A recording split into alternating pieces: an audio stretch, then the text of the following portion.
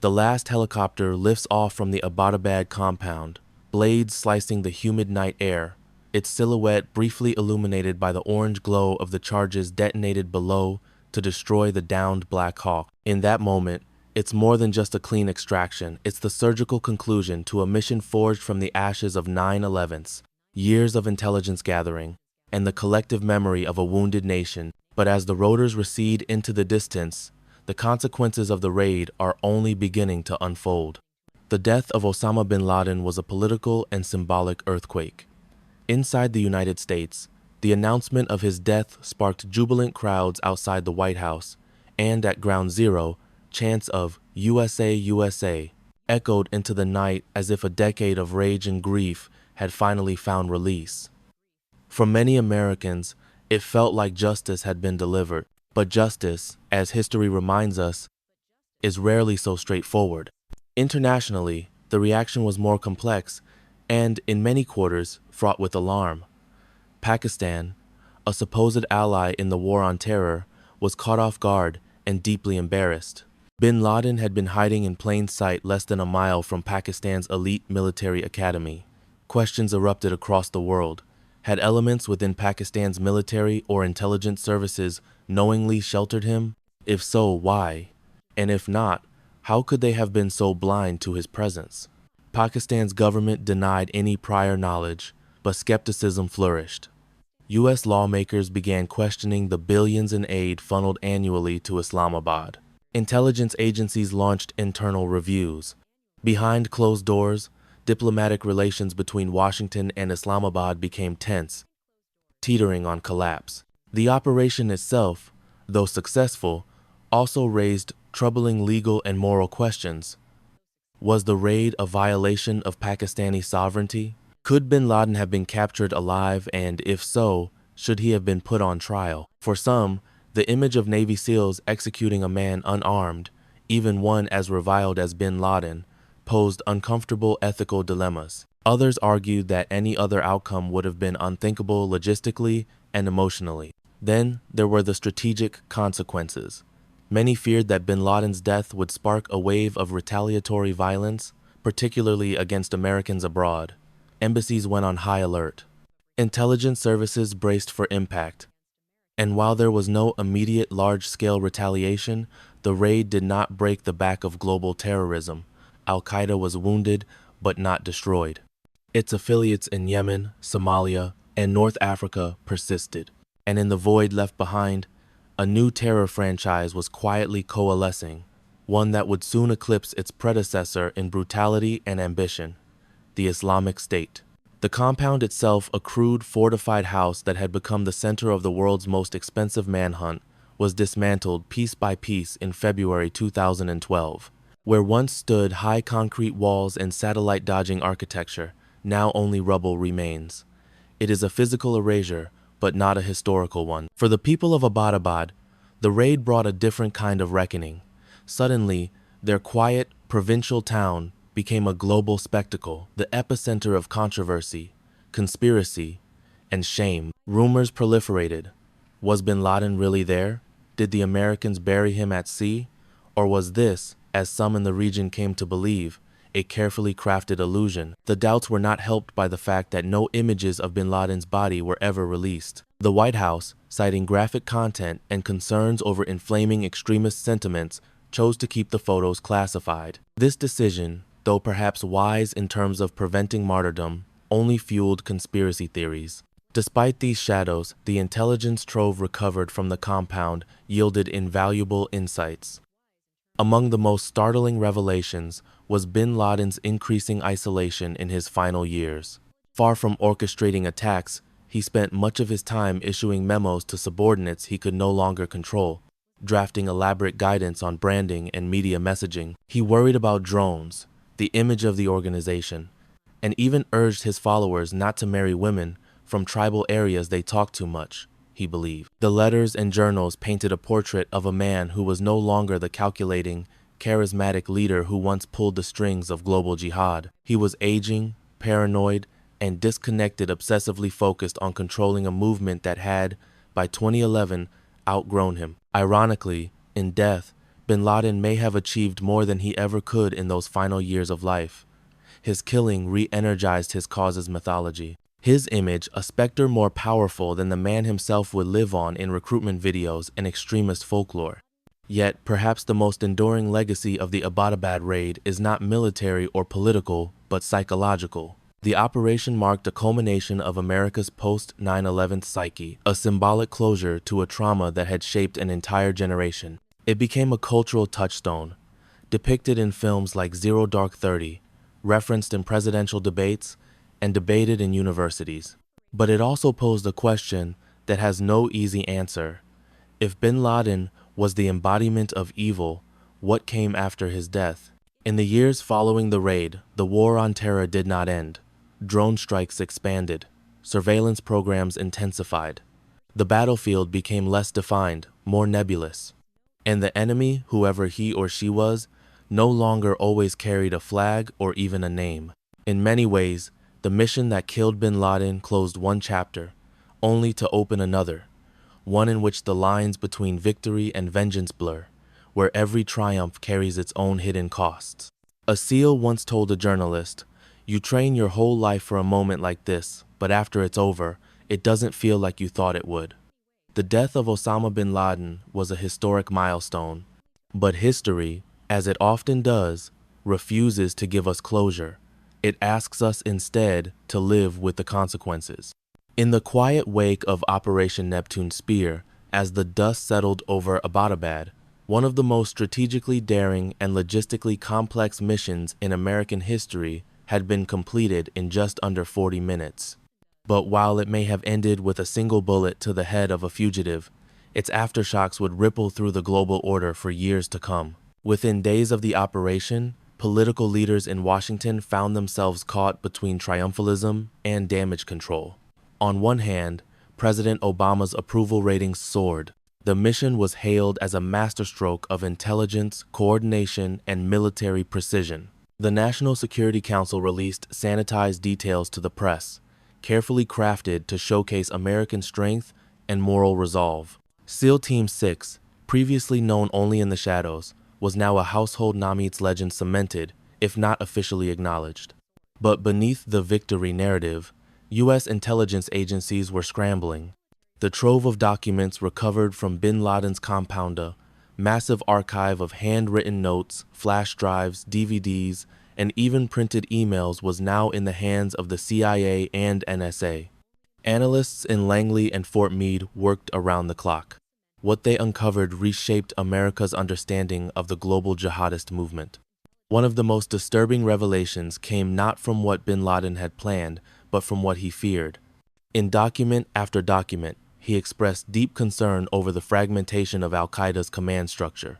He worried about rogue affiliates claiming attacks he did not authorize, feared that poorly planned operations would discredit the group's reputation, and lamented the rise of more violent factions that were drifting away from his ideological vision.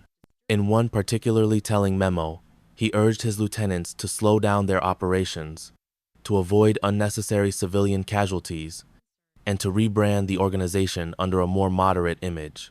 To the intelligence community, this was more than just paranoia, it was a sign of desperation. Bin Laden, once the charismatic engineer of 9/11s, had become the aging custodian of a fracturing empire. His words read less like the fiery sermons of a zealot and more like the bureaucratic notes of a fading CEO trying to keep a failing company afloat. And yet, even as his vision unraveled, his myth endured. Across the Islamic world, bin Laden's death had a polarizing effect.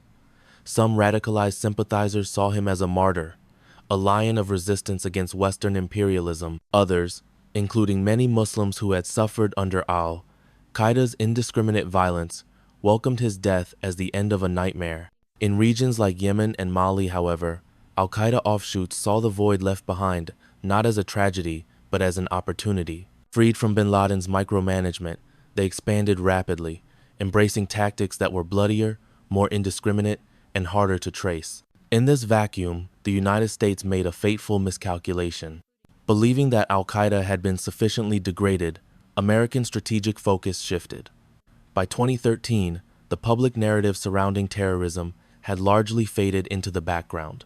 Domestic debates centered more on cybersecurity, drone warfare, and surveillance reform. Bin Laden's death had created a sense of closure feeling that the threat had been neutralized. But the most dangerous evolution was already taking place beyond the intelligence radar. In Iraq and Syria, a new insurgent group ruthless, media-savvy, and unbound by the ideological constraints of its predecessor was on the rise. Calling itself the Islamic State of Iraq and Syria, or ISIS, it declared a new caliphate in 2014, taking control of major cities and slaughtering its way across the region. In a bitter twist of history, some of the power vacuum left by al-Qaeda's implosion after bin Laden's death was filled by this younger, more brutal generation. This marked one of the greatest ironies of the post-bin Laden era. His death, while symbolically significant, had not ended the war, it had merely changed the shape of it.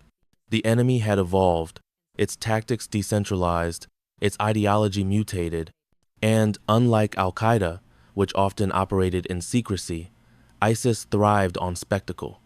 Beheadings broadcast on social media, mass executions posted online, recruitment videos that looked more like movie trailers than religious sermons. In response, the U.S. re-engaged militarily in the Middle East. Airstrikes resumed. Special operations increased. Once again, the American war machine turned its eyes toward insurgency and chaos, this time not under the name of al-Qaeda, but under the black banner of ISIS. Back in Washington, the long-term strategic impact of Operation Neptune Spear also began to reshape how America conducted its wars. The success of the bin Laden raid validated a model of warfare that favored elite special forces, high-tech intelligence, and pinpoint strikes over large-scale deployments. The age of the drone and the operator had fully arrived. This shift was not without its costs. With fewer troops on the ground, local intelligence became harder to verify. Collateral damage from drone strikes became a growing concern, sparking outrage in affected regions. And while SEAL Team 6 remained the gold standard of military precision, its operational tempo increased dramatically, leading some in the Pentagon to worry about burnout and overuse. Yet for the American public, none of this complexity seemed to matter as much as the simple, visceral image. Bin Laden, hunted for a decade, finally dead. That image, unseen but universally imagined, became the defining icon of the war on terror. It gave the illusion of finality to a conflict that was anything but final. It was closure by proxy. But history resists simple endings. Just as the death of Archduke Franz Ferdinand didn't truly cause World War I, and just as the fall of the Berlin Wall didn't instantly dissolve Cold War tensions, so too did the killing of bin Laden fail to fully end what he had set in motion. His ghost remains, not in the sense of haunting bunkers or safe houses, but as a permanent fixture in the architecture of modern geopolitics. The wars, the surveillance state, the drone program, the intelligence reorganizational, of it lives in the long shadow of his actions. The raid in Abbottabad was the closing scene of one chapter. Yes, but the next began before the rotor blades had even stopped spinning. As the years passed, the legacy of May 2, 2011 became less about the man who died that night and more about the system that had killed him. The mission to eliminate Osama bin Laden had been surgically precise, but its geopolitical after-effects were anything but. Within Pakistan, outrage simmered, not because the most wanted terrorist had been found on their soil, but because American forces had penetrated deep into their territory without permission and had done so with apparent ease.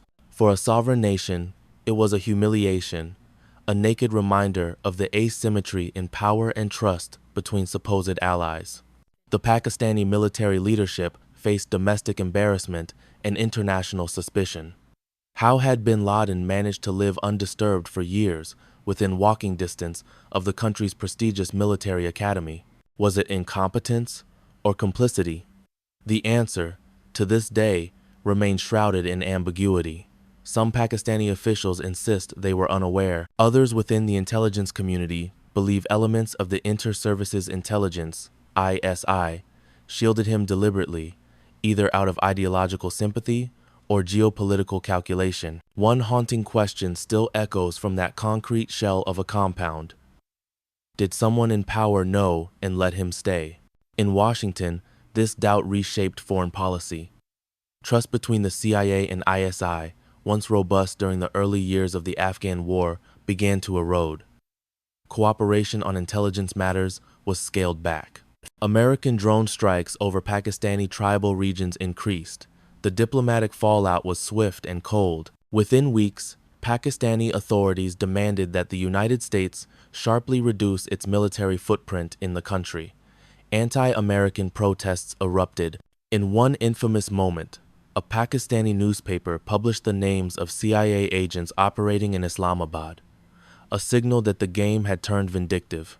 But perhaps more consequential than the political ruptures was the ideological recalibration that began to take shape inside jihadist circles worldwide. To his followers, Osama bin Laden had not just been a man. He was a myth, a living symbol of defiance against the West, a charismatic orchestrator of a seismic global event. His death was not the end of that narrative, it was its metamorphosis. Just as Che Guevara's death turned him into a revolutionary icon, so too did bin Laden's killing create a martyr around whom narratives of grievance could form. In online forums and encrypted group chats, new jihadist leaders began to frame bin Laden's assassination not as defeat, but as proof of the West's treachery. A whole generation of radical ideologues, many of whom had come of age after 9/11s, began invoking his name, not to follow his orders, but to justify their own, often more extreme paths. Groups like Boko Haram in Nigeria, Al-Shabaab in Somalia, and the rebranded Al-Qaeda in the Arabian Peninsula, AQAP, used bin Laden's death to recruit, to justify attacks, to proclaim that martyrdom was the only path left. The strategy of decentralized jihad, once reluctantly tolerated by bin Laden, became the norm.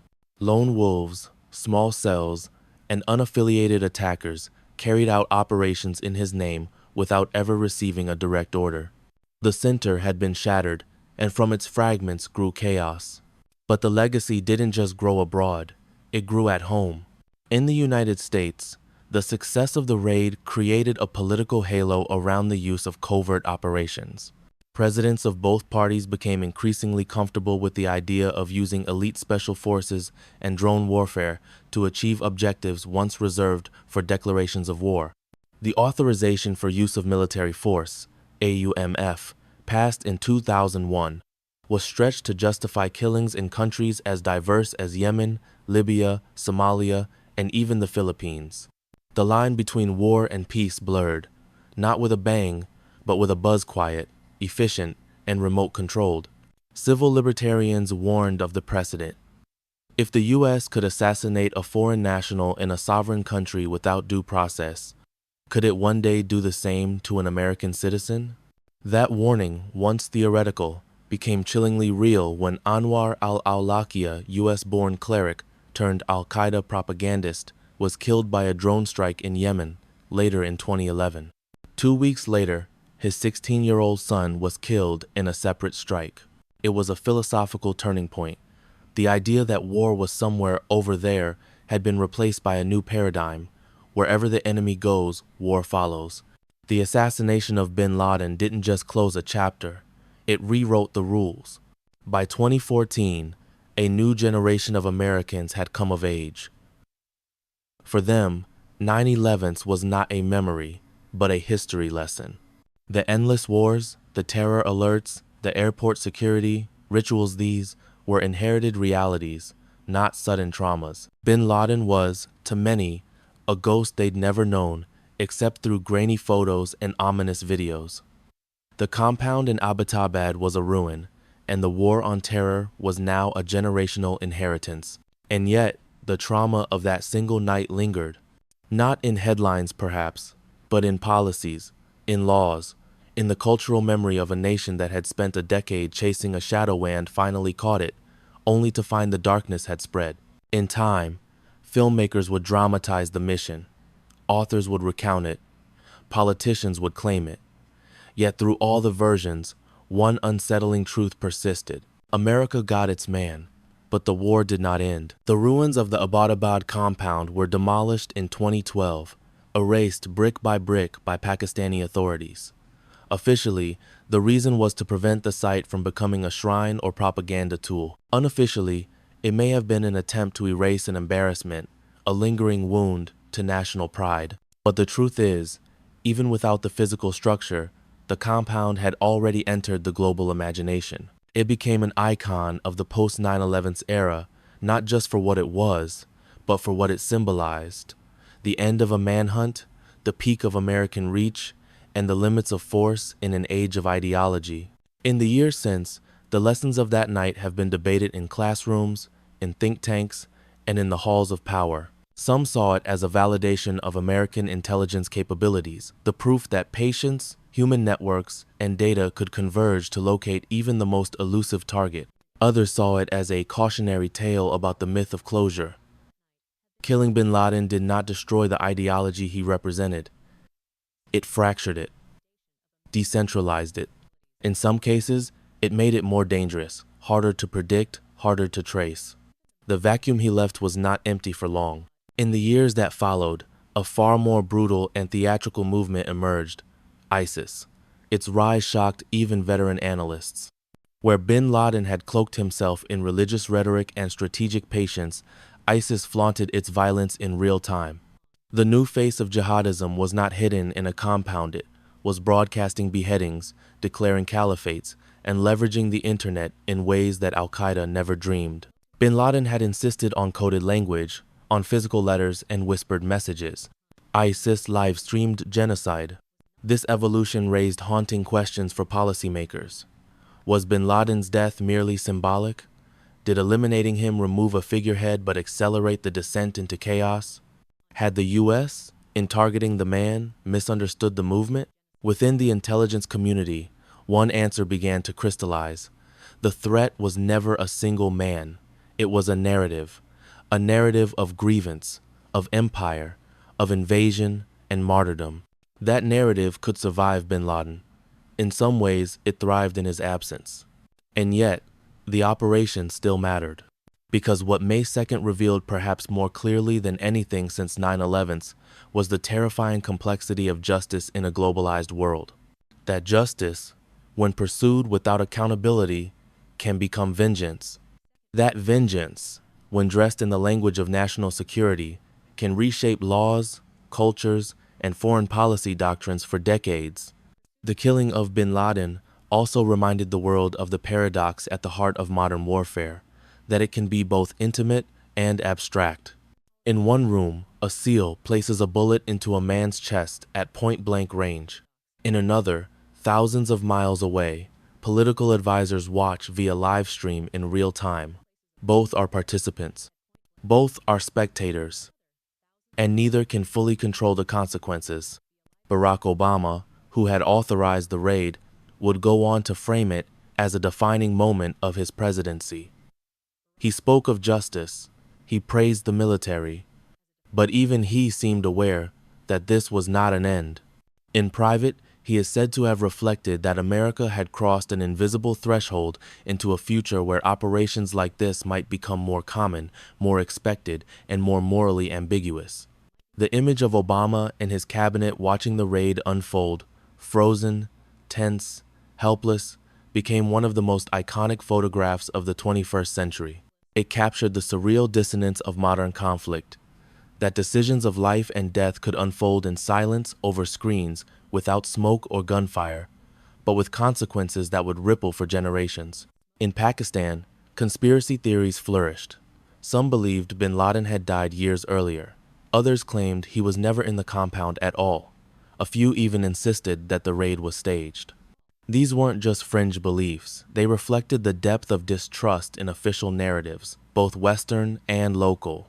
The truth was buried at sea, and with it, perhaps, the last concrete piece of a chapter that had begun in fire and steel on a September morning in 2001. Today, if you travel to Abbottabad, you won't find a plaque. There is no memorial, no museum, no official acknowledgement of what happened, just a scar in the urban fabric. The lot where the compound once stood is overgrown. Concrete and gravel mark where the walls were demolished. Stray dogs wander the area. Occasionally, someone leaves flowers. More often, they leave questions. What did it all mean? 10 years, trillions of dollars. Countless lives changed, lost, disfigured. Was this victory? Was it justice? Or was it a reminder of the limits of both? Bin Laden's death was a punctuation mark, but not a full stop. It was the end of one chapter and the silent beginning of another. In a war where enemies shapeshift, battlefields dissolve into shadows, and victories are measured less by ground gained than by headlines written. The raid on Abbottabad proved that even the most elusive fugitive could be found. But it also revealed that eliminating a man does not eliminate an idea. The compound has vanished. The body lies somewhere in the ocean. But the questions linger deeper, sharper, harder to bury. How do we define justice in a world without front lines? What do we inherit from missions that succeed tactically, but leave us no closer to peace? And in the end, was it enough? Or did the man we killed live on not in flesh, but in the world he helped create? This was Operation Neptune Spear. This was May 2nd. This is Legacy Files. Some say Bin Laden won by drawing America into endless war. Others say America won by refusing to stop hunting until he was gone. Still others say no one won, and that's the real tragedy. The compound is gone, but the architecture of the war on terror remains. The surveillance systems, the kill lists, the drone networks, the justifications, all of it still exists, some of it stronger than ever. And, in that sense, the story of May 2nd, 2011 is not over. It simply disappeared into the fog of modern war, where truth and myth, justice and vengeance, heroism and trauma are all woven into the same tapestry.